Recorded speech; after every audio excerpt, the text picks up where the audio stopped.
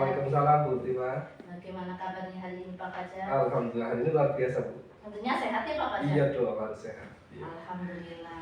Pak Fajar sudah siap melaksanakan coaching hari ini? Oh gitu, siap, insya Allah siap. Sebelumnya ada beberapa hal yang ingin saya sampaikan. Oke. Yang pertama yaitu mengenai penilaian dari coaching tersebut, yaitu sudah sesuai belum dengan alur tirta Pak Fajar? Oh iya sudah Bu, sudah sesuai.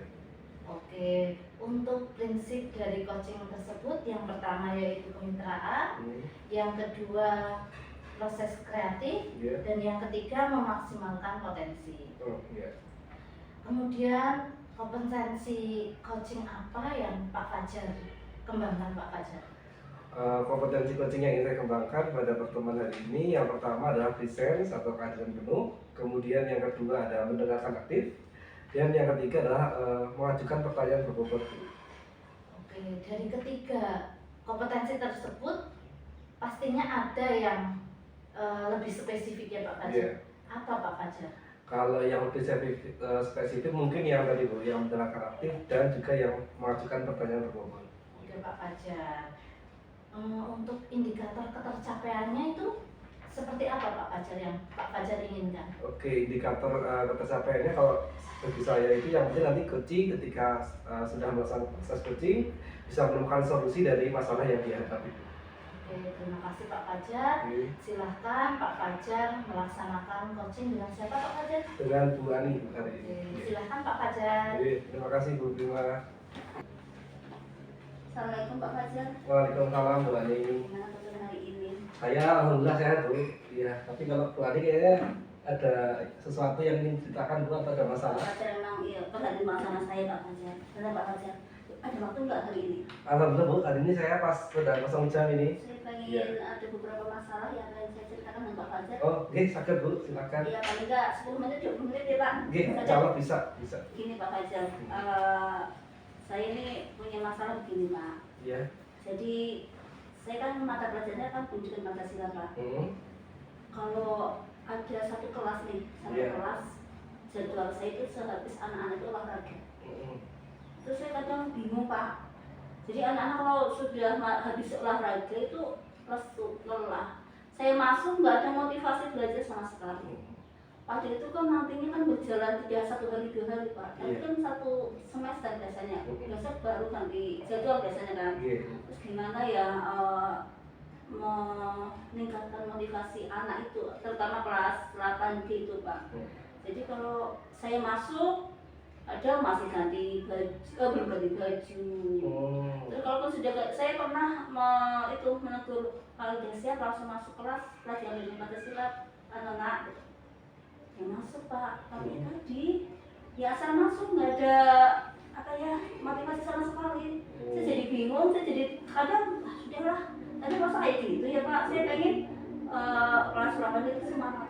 Oh gitu. Berarti tujuan Bu Ani dari proses coaching ini adalah anak-anak jadi lebih paling semangat, antusias meskipun setelah jam olahraga nih Bu. Oke.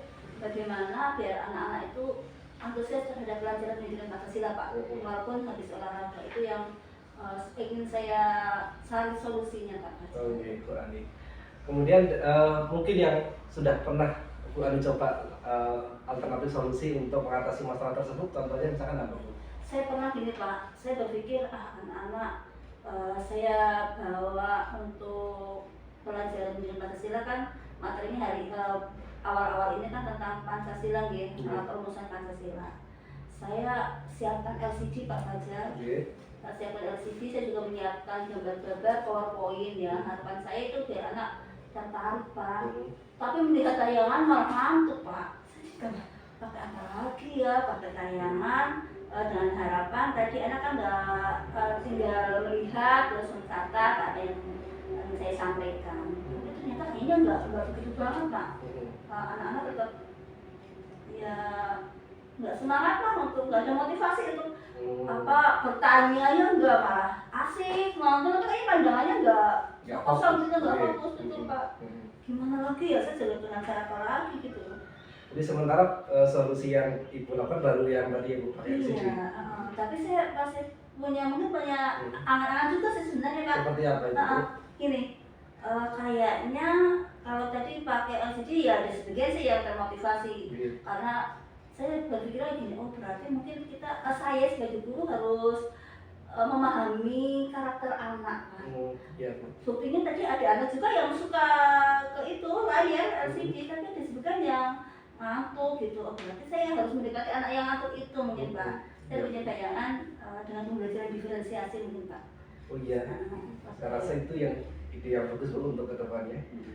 Jadi saya harus menyiapkan itu ya, menyiapkan sesuai dengan karakter belajar anak. Betul. Jadi setelah saya menyiapkan tayangan PPT ya, PowerPoint, nanti saya akan melaksanakan untuk minggu depan mungkin ya. Saya membuat semacam mungkin kayak ini loh, pasien apa ya Pak, itu yang dipotong-potong deh. Itu nanti biar anak-anak yang tadinya kan malas lihat itu langsung lihat gambar, lihat apa yang saya bawa itu kayak mungkin lebih semangat tuh Pak Fajar. Betul. Berarti dari Bu Ani ingin merencanakan hal itu di pertemuan berikutnya itu? Begitu, benar.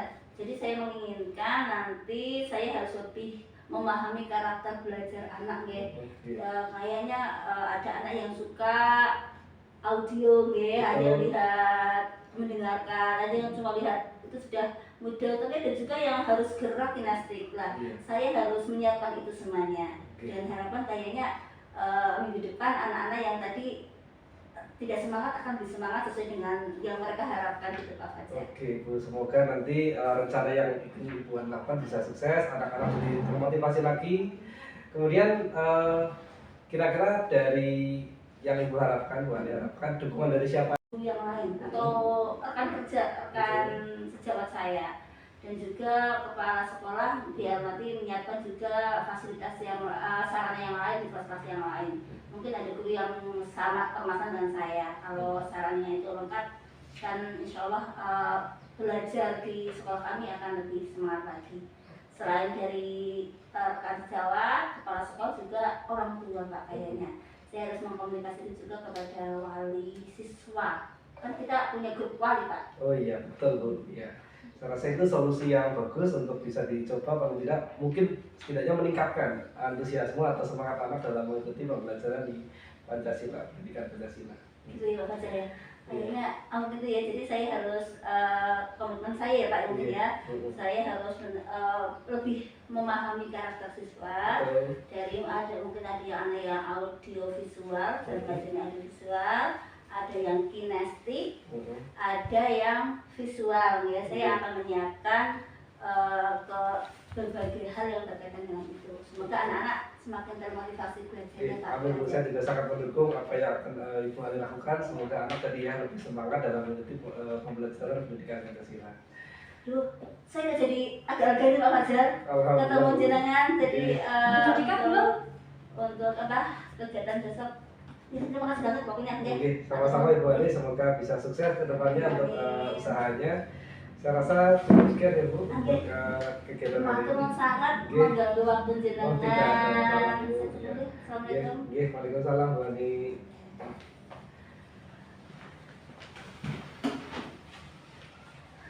Wah, luar biasa sekali Pak Fajar dan Bu Ani yang sudah melakukan coaching pada sore hari ini.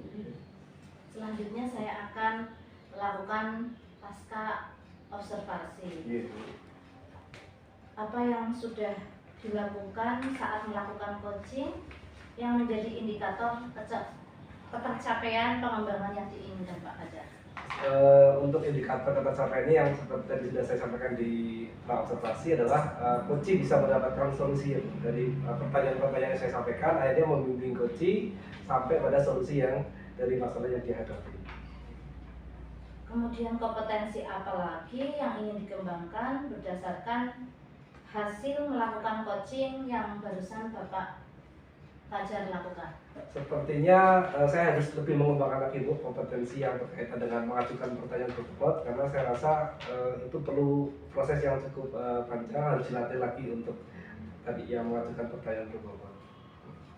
Oke, untuk pasca observasi sudah selesai. Semoga kedepannya kita menjadi lebih baik lagi, lebih semangat lagi. Terima kasih Pak Fajar. Sama-sama Bu, terima